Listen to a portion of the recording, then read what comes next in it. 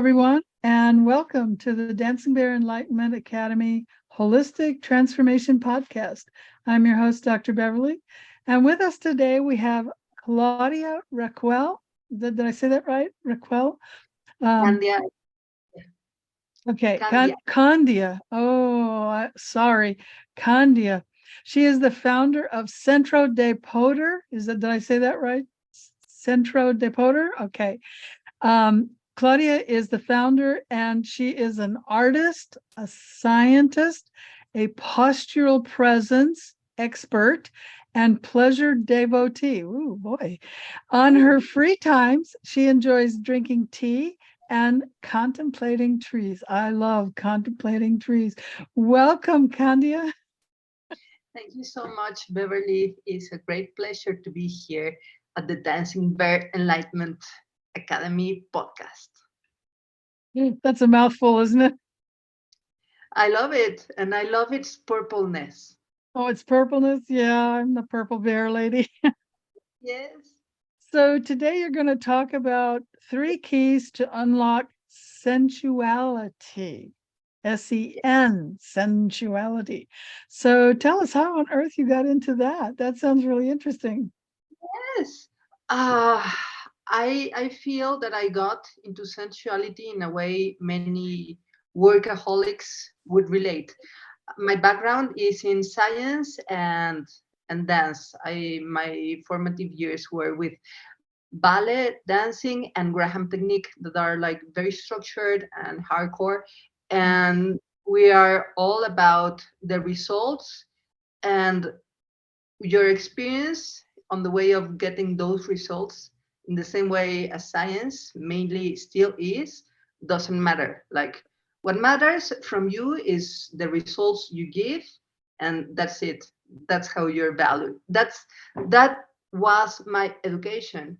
So every step I did to move forward in my life was a step of pushing, striving, like working hard on the no pain, no gain mentality until I fell down from the stairs and listened like something in my low back cracking like a celery, like that. Like it wasn't a big noise. And then I just couldn't stand up.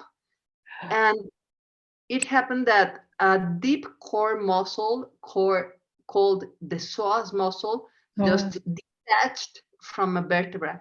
And if you're one of the listeners and watchers from YouTube, you can see here that I have a functional skeleton hanging with a pink stole thing. That's the psoas muscle. So I teared my deepest core muscle. I detached the center from my center.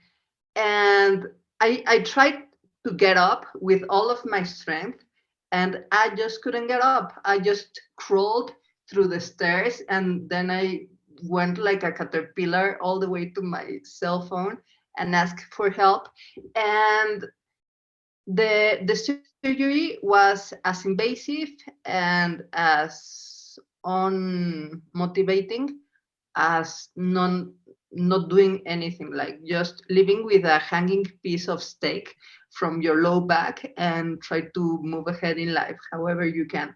So I took the bet of not going into surgery and see if I could rely on my anatomical knowledge as a biologist and my experiential knowledge of my body and my strong muscles from the rest of the body to build myself a strength cast or a compensation to keep on going.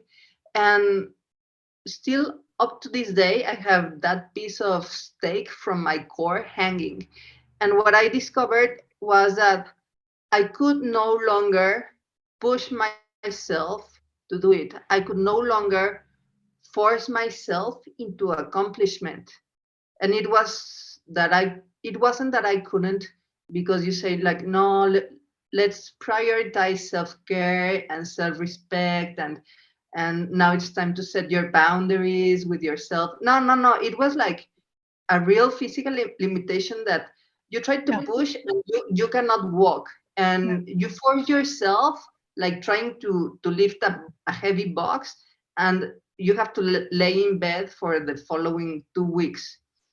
And I I had a talk with a great colleague, great teacher, multi-native, a Feldenkrais practitioner, and we went for a walk on the park, and he told me like, listen, I'm gonna tell you how.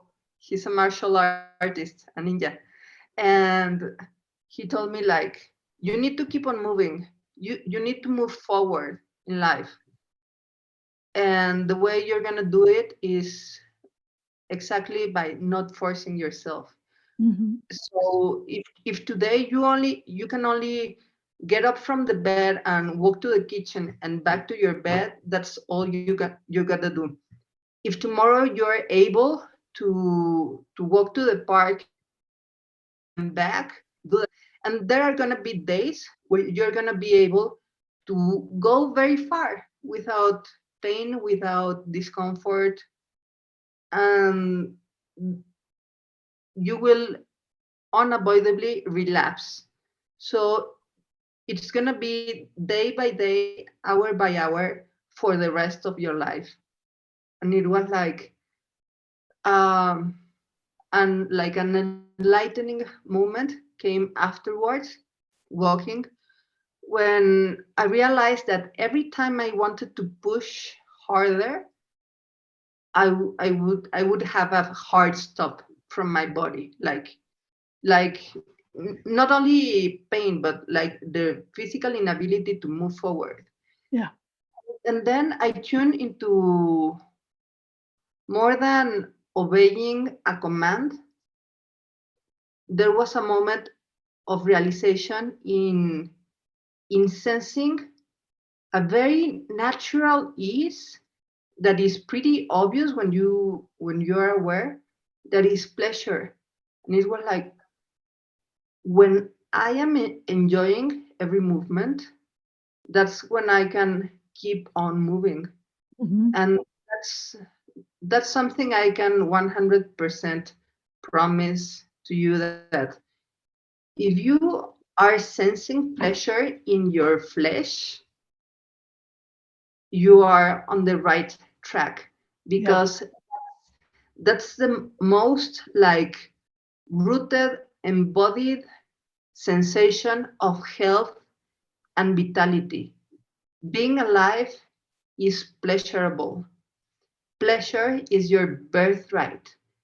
And that's when the seed of sensuality was planted in me. And later on, after the pandemic, I made a radical career shift from being an over a decade master Pilates teacher trainer, having like the the only license from Balance Body, that is the biggest Pilates company in the world, to just teaching workaholics online about sensuality, about important is to sense pleasure through your senses. I mean, we are all very excited about mental pleasure and the rush of dopamine and endorphins from getting social media validation.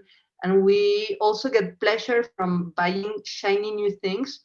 But there are mental pleasures, emotional pleasures, but sensuality is what you sense through your flesh, what is a, a physical certainty.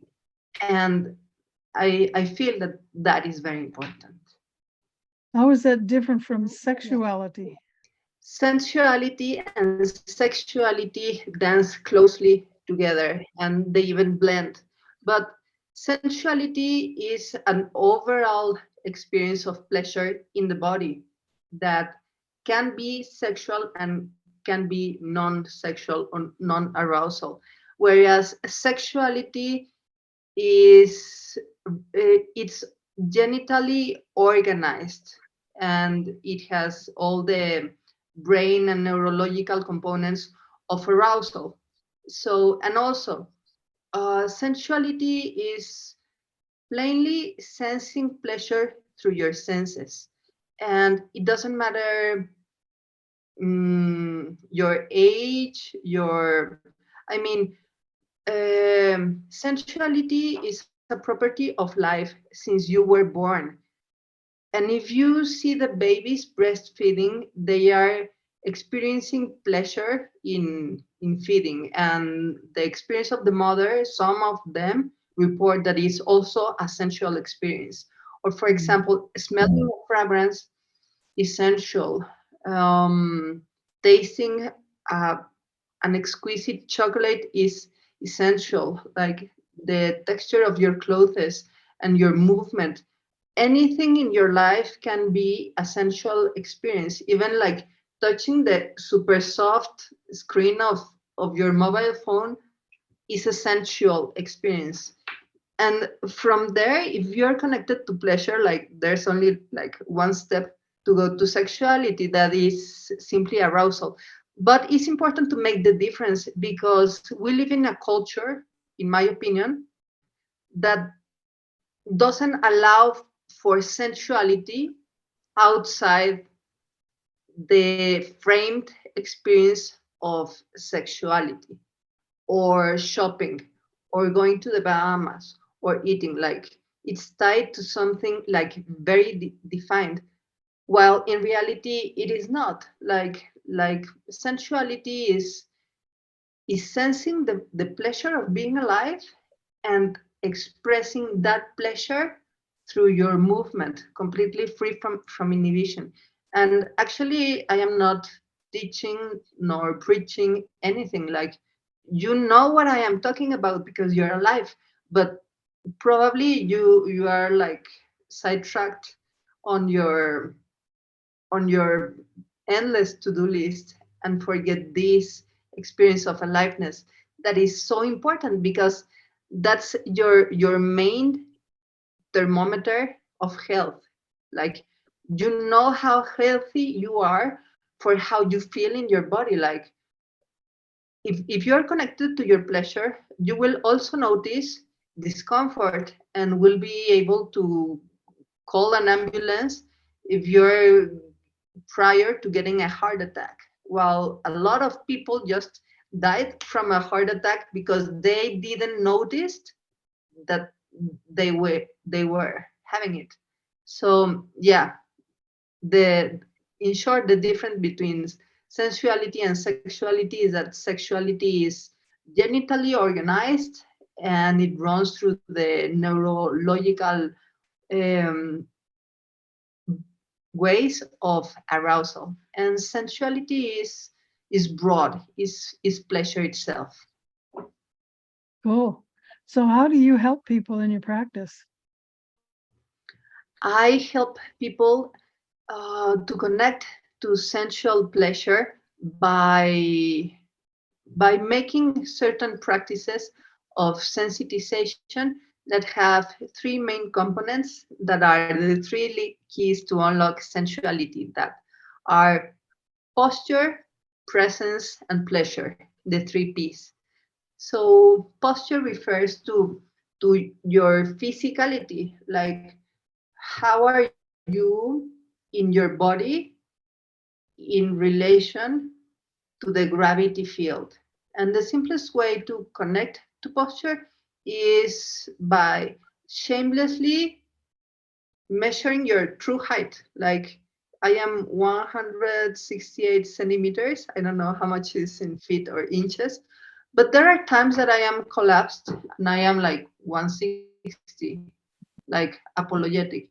And there are times like I am very pretentious, trying to be more than what I am. So being in your true height is a practice of radical honesty, of coming forth to the world as how you truly are. Like, no millimeter less and no millimeter more. Just like, this is how I am. This is my posture, which leads to presence. Presence is the way that you are in the space, in the physical space, and pertains more to the mental realm of how you're employing your or applying your attention. And a quick way to become more present is to look to the horizon and try to perceive with the sides of your side glance, so you feel in the space, not staring directly to someone in the eye unless it's necessary, but like being in the space. So there you have postural presence. And to really connect with sensuality, you need to increase your pleasure sensitivity. And imagine that you have a pleasurometer, like a thermometer, but a pleasurometer, and just notice what is feeling pleasurable now today. And the answer can be, I don't know. There are three possible answers. One is, I don't know, and that's the answer, and it's correct. The second is that I don't feel pleasure, which is also correct. And the third one is, oh, I feel pleasure in some areas. And then you go deeper into describing, like, I am enjoying the little pond of saliva beneath my tongue. And if that's too weird for you to feel, maybe it could be like, I am enjoying the sensation of my steamy breath on the exhale, or I enjoy my shoulders, though they are often tense. Maybe you could enjoy like the sensations in your hands, or I enjoy the way the fabric touches my neck. And then you go on detailing those sensations. And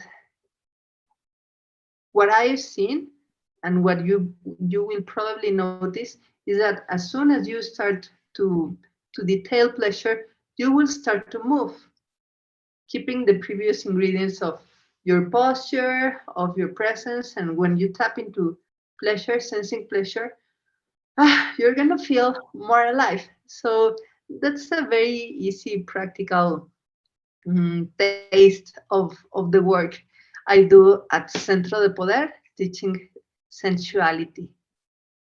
Nice. That's awesome. And you have a free guide to awaken sensuality for our listeners, right? Tell us about that. Yes, it's an easy guide just to deepen a little bit in what you experience.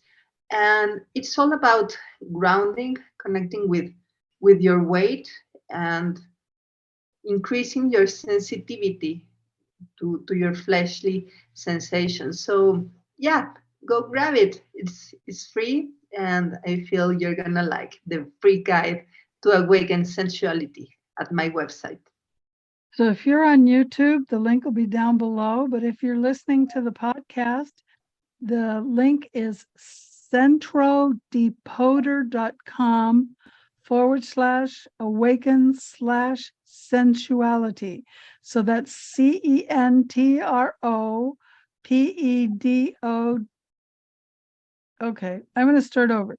CENTRODEPODER.com/awaken-sensuality. So centropoder.com, awaken sensuality. Wow, that sounds wonderful. So do you have any closing remarks for the audience? I would tell the audience, I would tell you to take the time to sense your fire. Take the time to notice what's going on in you. Take the time to welcome these brimming, pleasurable sensations in you that is your life force, which is your fire. And once you do that, then go on and share the flame. Very nice. Well, thank you, Candia, for opening our eyes to being in pleasure all the time. And Yes, everyone, remember to be the light you want to see in the world. yes, yes.